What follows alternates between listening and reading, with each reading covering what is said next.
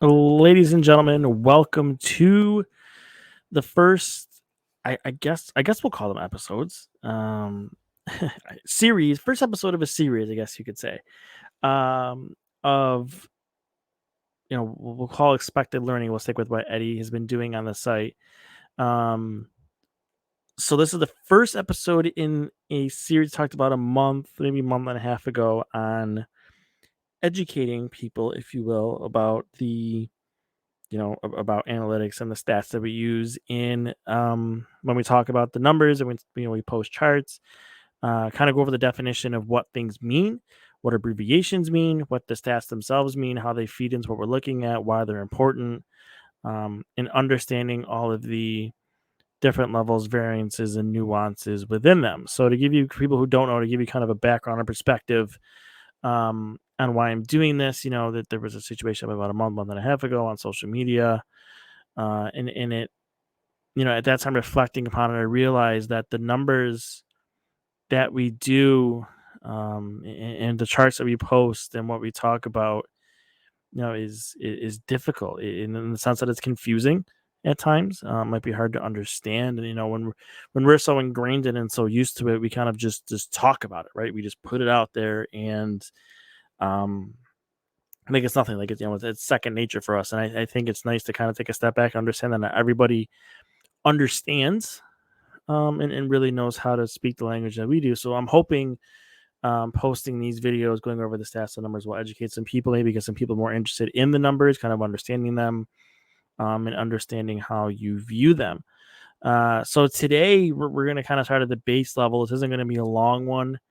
I think it's only like 5 or 6 slides that I have here to go over, and it's this one I'm just recording to kind of get myself in the flow, and then maybe the next one's moving forward. It's my plan, to have them being live streamed, so I can answer people's questions as they get more intricate and more nuanced, based on the topics that we're going to go into moving forward.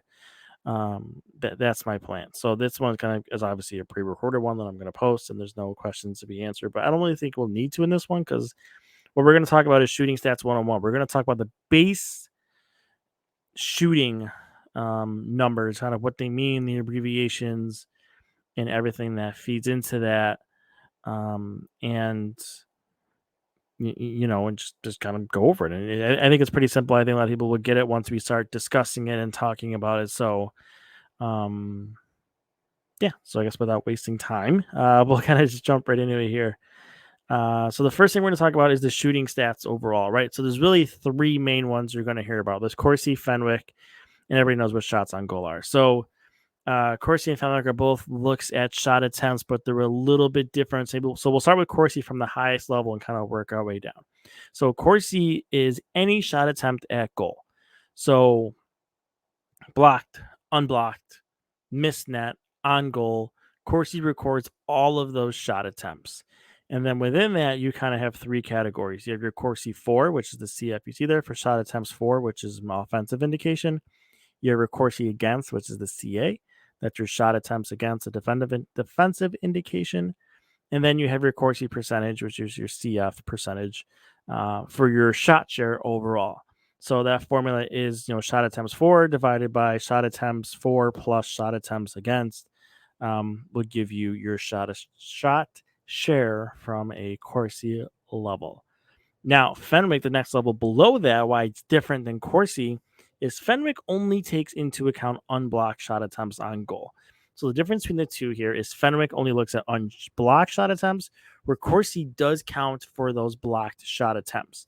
Now, the importance behind Fenwick is, I'm pretty sure, I'm not going to say definitively, but I'm pretty sure that every public model you kind of see, your evolving hockey, Micah's, natural stat tricks, and I think Money Puck, they're all using Fenwick.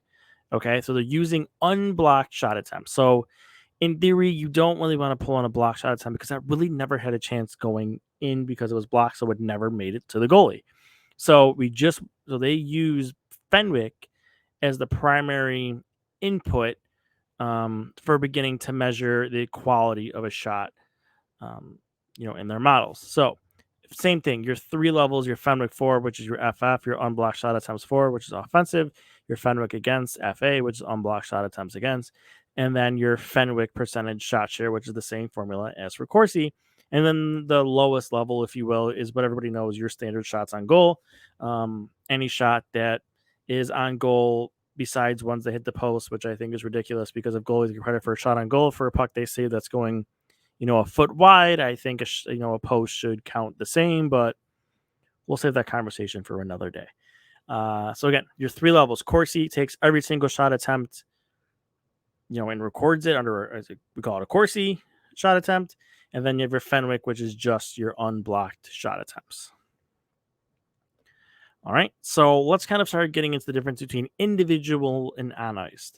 So when we talk about individual shooting stats, what we're discussing is the individual player's shot attempt, just that player. So in this example, we'll use Tage Thompson, for example. So we're only talking about Tage Thompson's shot attempts when we talk about individualized shooting stats. So we have your individual Corsi for, which is your lowercase ICF. That's shot attempted for by a specific player. And then you have your individual Fenwick for, which is your lowercase IFF for unblocked shot attempts for by a specific player. So if you look at that chart, it's one of the charts that I post after games. Your individualized shot attempts at 5-on-5. So what that lists there, as I just explained to you, is the individual shot attempts by those players, only by those players. So this kind of gives you an idea of which players are attempting to put shots on net, if you will. Which players maybe aren't shooting as much within that game or within the season, and which players are shooting at a high rate. So that's individualized shooting stats.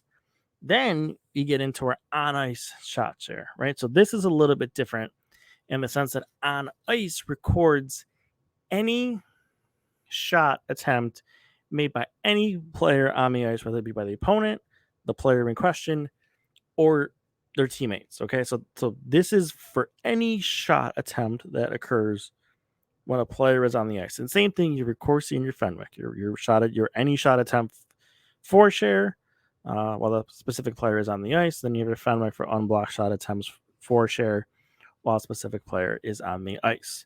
So this kind of gives us an idea of, which players are generating shooting opportunities when they're on the ice, or which players, maybe you can kind of like measure possession off of this in a sense, if you will, in hockey. So, that's the difference between on ice. What's happening when that player is on the ice. Are they giving up a lot of shot attempts? Are they getting a lot? And then that's kind of the base level analysis if we can kind of dig deeper into what's going on there. So on ice, every single shot attempt, no matter what, individual talks about only that specific player and the shot attempts from that specific player. Cruising right along here. We're already on our last slide, I'm pretty sure. Like I said, this is a short one. So the last thing I want to talk about within all of that, especially when it comes to shot attempts, is your rates versus your total, or aka your counting stats. So maybe you'll hear a lot of people, if you're in a conversation, you might something reference, well, that's a counting stat, right? You have to dig deeper. So a counting stat, is just your total number. So for example, we'll stick with Tage Thompson. Well, let's say we're trying to compare 2 players. Trying to compare Tage Thompson and Jack Quinn. So if we just take total shot attempts by Tage Thompson and total shot attempts by Jack Quinn and line them up, they're not really going to align. So Tage Thompson is going to have, let's say, 121 shot attempts in the season. Jack Quinn will have 65. Well, what we're not doing there is we're not accounting for how much more ice time Tage Thompson, not only in games played, but also within a game, gets over Jack Quinn, which means he has more opportunities to rack up shot attempts over Jack Quinn. So that's why it kind of creates an uneven comparison. If you look at the team level or individual player level, if you look at a total, if you will, or counting stat level. So that's why in almost all instances, you'll see me refer to as rates, or even most stats people will look at rates, because that gives you an apples to apples comparison. So at the NHL level, you're going to see almost exclusively a per 60-minute rate. So you'll see, maybe my charts, you'll see CF-60. So individual Corsi attempts or individual shot attempts per 60 minutes. And what I can do then is I can align Jack Quinn and Tage Thompson because now I have them on an even level. And now I can see who has more shot attempts when I bring it down to a per 60-minute rate. Because what that might tell me is while overall Tage Thompson has more shooting attempts, well, actually, in the grand scheme of things, when you bring it down to a 60-minute window, maybe Jack Quinn actually does shoot the puck more on a per 60 measure. So it gives me a more apples to apples comparison of that player or, a team looking at a team level too. So that's why, I highly, highly recommend that when you're talking about stats, when you're comparing players, you're comparing a team, that you look at things from a rates level because that is going to give you the best view, if you will, or the best comparison because, not everything is in a lineup from a time on ice standpoint. Some teams play more 5-on-5 than others because some teams get more power play. Some teams, have more players have more time on ice than others, obviously. So it's all a way to bring things into one scope, one fair scope when you're talking about the game or the player or the season or whatever you want to talk about. So definitely use rates whenever you can. Counting stats can kind of throw you off and can be dangerous to go down because there's a lot that can be misconstrued within them. So that's it. Quick, not a lot to get into here. So let me quickly recap. So we have our Corsi, which is all shot attempts. Fenwick, which is just unblocked shot attempts. Then you have your shot on goal. And then we talk about individual. So individual shot attempts or individual Corsi attempts is a look at the specific shot attempt actions by one specific player. And then your on ice measure looks at the on ice shot attempts by any player. So again, it can give you an idea of possession. It can give you an idea of how many shot attempts that player is allowing when they're on the ice, or how many shot attempts they're getting when they're on the ice. Can tell us different things, the individualized versus on ice. So that's why it's kind of interesting to look at it from two different perspectives. And then as you can see here, going into the next one, we're going to get into expected goals and shot attempts. Obviously, are the base level input in an expected goal model. So that's why I thought it made sense to, start at the shooting stats level, at the very base level, bottom level, if you will. And then kind of work our way into a couple expected goal conversations. We're not going to cover all expected goals in one because there is so many nuances and intricacies that can go into an expected goal model and kind of how a goal is determined or, the rating and expected goal is given. But yeah, I wanted to make sure that we had a good understanding of the shot attempts that we talk about before we get into that. And even, looking back, when hockey analytics started to become a thing a couple of years ago and kind of just got into the NHL and just, I guess you will kind of made their birth in a sense. Shot attempts in Corsi was kind of a big thing. We use it to measure possession and kind of seen it as maybe the first level of determining which teams are good, which teams are bad. And then off of that, we have expected goals now, which obviously carry more weight than shot attempts. And, we'll get into that, moving forward, why that is the case and why we think that's more important just looking at shot attempts themselves because, expected goals give us a better understanding really of what's going on and who's actually creating quality offense compared to who's just getting shots because, not all shots are equal. And again, we'll get into that conversation, over the next couple of ones we do here. So, like I said, I have the expected goals one, the first one, pretty much done.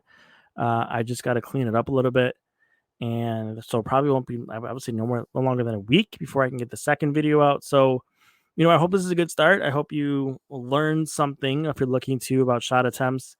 If you do have questions, you can reach out to me on Twitter. You can reach out to me in the article that's posted on our site, or you can email me, off of the site itself as well. So, hope you enjoyed it. Hope you learned something. You're looking to learn something and are excited about this moving forward. And I'll talk to you guys again soon. See ya.